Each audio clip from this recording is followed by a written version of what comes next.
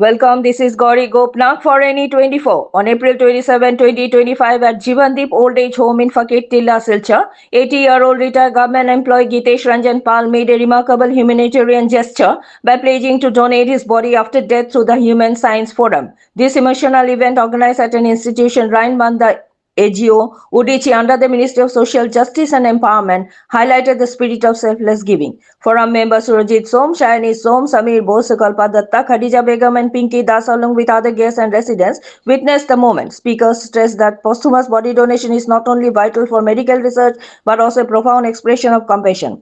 After the ceremony, forum representatives interacted warmly with the residents, listening to the experiences and promising continued support. Gitesh Ranjan Pal's courageous decision serves as a timeless inspiration, proving that the spirit of humanity can shine even beyond itself.